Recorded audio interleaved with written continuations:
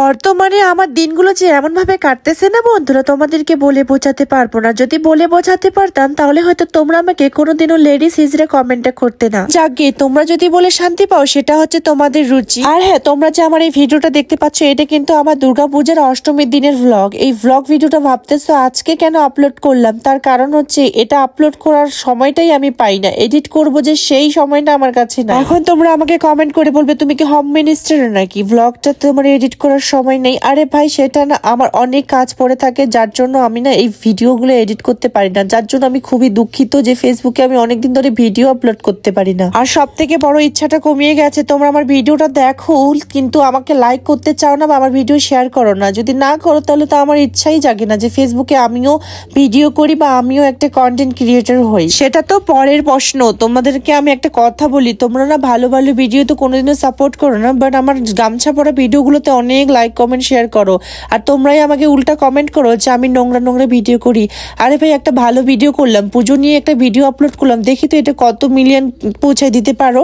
তাহলে ভাববো যে হ্যাঁ, দুনিয়াতে মানে ভালো ভালো মানুষ আছে যে ভালো ভিডিও পছন্দ করে। নাহলে ভাববো যে সবাই ওই সব ধরনের ভিডিওই পছন্দ করে যারা ওই সব ধরনের মানুষ।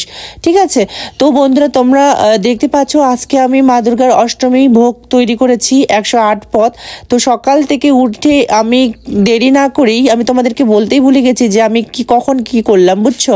তার আগেই আমি তোমাদের অনেক কিছু শুনিয়ে দিয়েছি। তো আমি তোমাদেরকে এখন বলি যে আমি কি করলাম সকাল থেকে।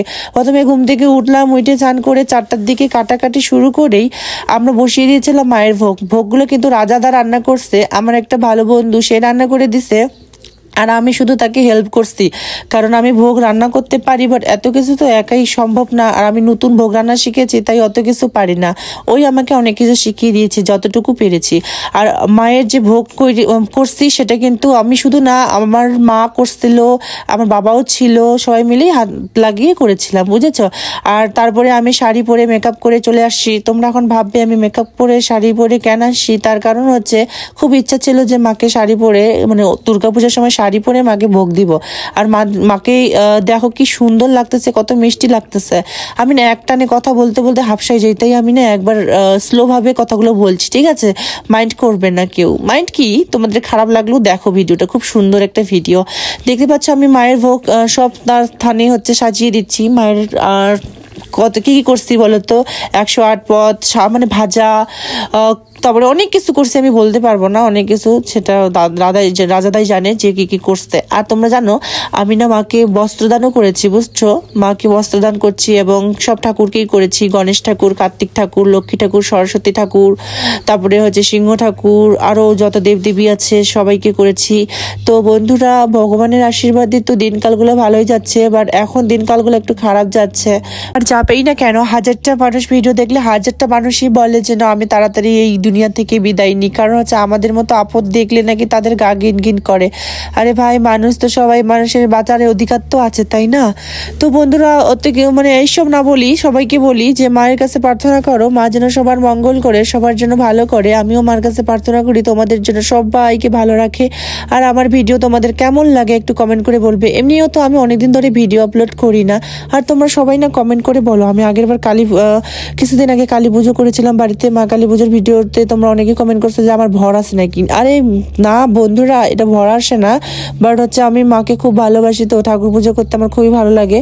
তো মা একবার ভর আসছিল, আইসে আমার বাড়ি আসতে চেয়েছিল, সেটাই শুধু আমাকে বলেছিল আমার শরীরে ভর আনায়। তো আমি সেই জন্য ওই জন্য হচ্ছে একটা বাড়িতে মন্দির বানাইলাম, মন্দির বানিয়ে মাকে পুজো করলাম, বাস এইটুকুই। সবাই কমেন্ট করে বলো যে আমি ভর আসি নাকি, কালী পূজা করি, কালী ঠাকুর নিয়ে থাকি নাকি। আরে না, মা আসছিল, মাকে বসাই দিছি থানে, এখন মাকে পূজা করি আর থাকি।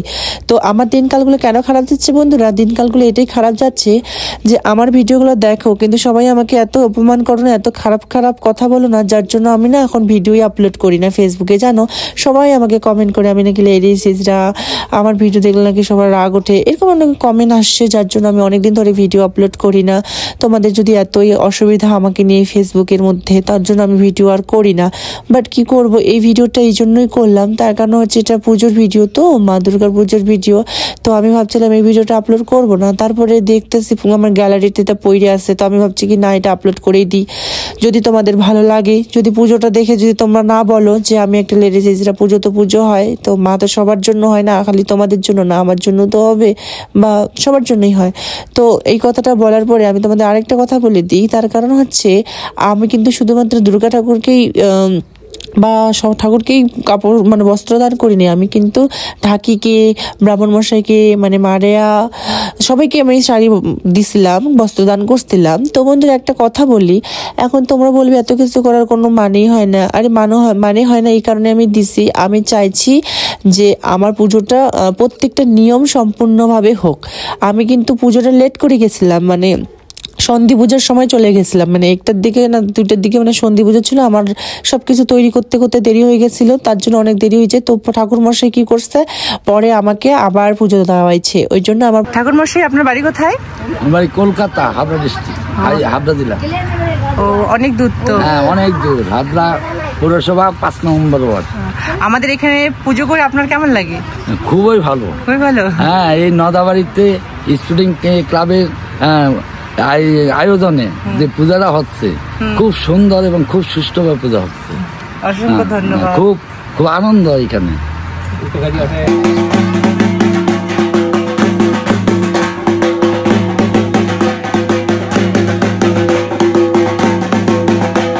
তো গাইস তোমরা দেখতে পাচ্ছ, এটা আমার পিসি মশাই, এটা আমার পিসি। তো পিসি হচ্ছে আমার মায়া। তো পিসা, আমাদের এই পুজোটা কত বছরের? 15 বছর চলেছে। 16 বছর, তো 1 বছর বাদ দাও, 15 বছর থেকে আমার দায়িত্ব। খুব সুন্দর গাইস, এটা আমাদের অনেক বছরের পুজো। তো গাইস প্লিজ ভিডিওটা একটু শেয়ার করে দাও, সাপোর্ট করো। তোমাদের ভালোবাসার জন্য আমরা আরো অনেক দূর নিয়ে যেতে পারি এই পুজোটাকে। তো থ্যাংক ইউ সো মাচ। এটা ভালো লাগছে না বন্ধুরা, সেজন্য আর ব্লগের মধ্যে বেশি ভয়েস দিলাম না। বন্ধুরা ভিডিওটা ভালো লাগলে অবশ্যই লাইক কমেন্ট শেয়ার করবে, আর পেজটাতে নতুন হয়ে থাকলে ফলো করবে। আমি জানি আমাকে ফলো করবে না, কারণ আমি মেয়ে না, ওই জন্য। যদি মানুষ বলে মানো তাহলে অবশ্যই ফলো করবে, আর আমি জানি আমার ভয়েসগুলো তো ভালো হয়নি না।